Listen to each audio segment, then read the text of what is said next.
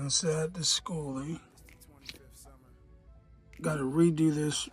Take that pump out, put this pump in.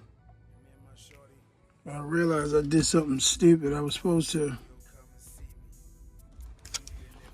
This turnoff valve should be over there, just in case I need to switch this pump out.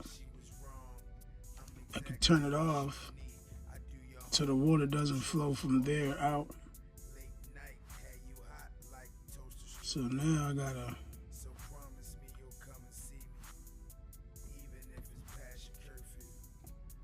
put this over there, and then put this cap on that to stop it from flowing out.